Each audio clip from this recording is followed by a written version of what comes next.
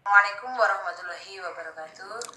Alhamdulillah, pada kesempatan kali ini kita masih bertemu dengan mata pelajaran pendidikan agama Islam.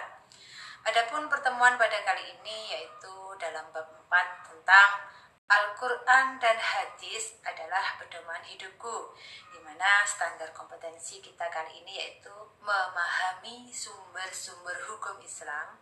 Kemudian kompetensi dasarnya yaitu menyebutkan pengertian, kedudukan, dan fungsi Al-Quran, hadis, dan ijtihad sebagai sumber hukum Islam. Kemudian menjelaskan pengertian, kedudukan, dan fungsi Al-Quran, hadis, dan ijtihad sebagai sumber agama Islam. Kemudian kalian nanti di sini Ibu harap tadarus atau membaca Al-Quran yang tentunya ini semua ada kaitannya dengan sumber hukum Islam. Sudah Ibu tampilkan di slide, tugas kalian nanti qiraah atau membaca. Kemudian yang poin pertama yaitu hukum Islam. Hukum Islam itu bisa diartikan hukum adalah segala sesuatu yang menjadi dasar ataupun acuan atau pedoman syariat Islam. Kemudian ini nanti sumber hukum Islam yang akan kita bahas itu ada 3. Yang pertama Al-Quran, kemudian Al-Hadis atau yang diterima untuk dijadikan sumber hukum Islam, kemudian yang ketiga yaitu ijtihad. Ijtihad itu nanti ketika tidak ditemukan dalam Al-Quran dan Al-Hadis, baru kita akan lakukan ijtihad. Kemudian pengertian, kedudukan, dan fungsi Al-Quran. Yang pertama pengertian Al-Quran. Kita bahas poin yang pertama yaitu Al-Quran. Al-Quran merupakan kitab suci Allah atau kitab suci umat Islam yang berisi firman-firman Allah Ta'ala yang diwahyukan dalam bentuk bahasa Arab kepada Rasul dan Nabi terakhir, yaitu Nabi siapa? Nabi Muhammad Sallallahu Alaihi Wasallam, yang apabila membacanya nanti itu akan dinilai suatu ibadah. Kemudian kedudukan Al-Quran, di sini Al-Quran merupakan sumber hukum Islam yang pertama dan yang utama dari seluruh ajaran Islam. Baik itu yang mengatur hubungan manusia, ya, hablum minan nas, dengan diri sendiri, hubungan manusia dengan Allah, hablum minallah, hubungan dengan Allah, juga dengan sesama manusia dan alam. Kemudian fungsi Al-Qur'annya, Al-Quran berfungsi sebagai petunjuk atau pedoman bagi umat Islam, tentunya dalam mencapai kebahagiaan di dunia dan di akhirat kelak. Selanjutnya pengertian dan kedudukan yang kedua yaitu hadis.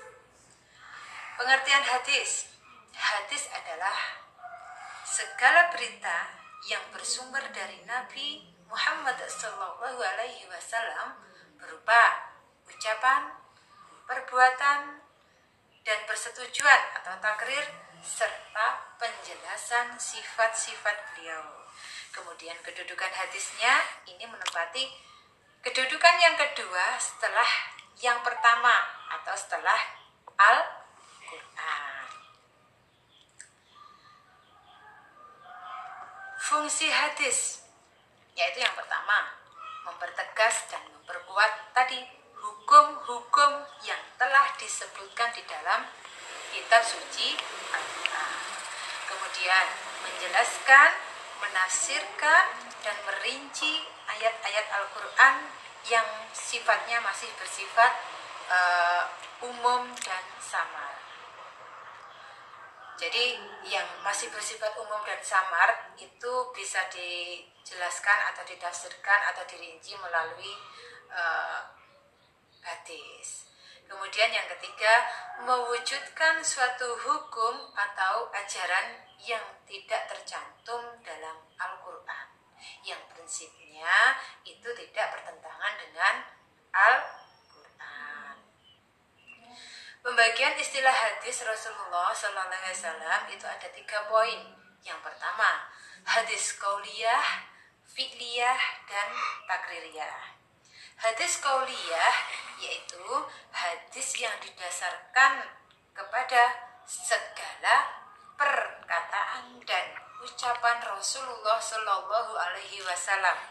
Kemudian yang fi'liyah itu merupakan hadis yang didasarkan kepada perbuatan dan tingkah laku Rasulullah Shallallahu Alaihi Wasallam. Yang terakhir takririyah yaitu hadis yang didasarkan pada persetujuan Rasulullah Shallallahu Alaihi Wasallam atas perbuatan para sahabatnya. Jadi pembagian istilah hadis Rasulullah tadi sudah Ibu paparkan, terdapat dalam 3 pembagian, yaitu hadis qauliyah, fi'liyah, dan takririyah. Selanjutnya pengertian dan kedudukan daripada ijtihad atau sumber hukum tadi yang ketiga, yaitu ijtihad bermakna mengarahkan tenaga dan pikiran dengan sungguh-sungguh untuk menyelidiki dan mengeluarkan hukum-hukum yang terkandung dalam Al-Quran dan hadis dengan syarat-syarat tertentu. Kemudian kedudukan ijtihad itu menempati kedudukan dalam sumber hukum Islam setelah Al-Quran dan Al-Hadis. Jadi kedudukan ijtihad itu merupakan sumber hukum Islam yang ketiga setelah Al-Quran dan Al-Hadis. Selanjutnya fungsi ijtihad itu adalah menetapkan hukum sesuatu yang tidak termuat dalam Al-Quran maupun Al-Hadis.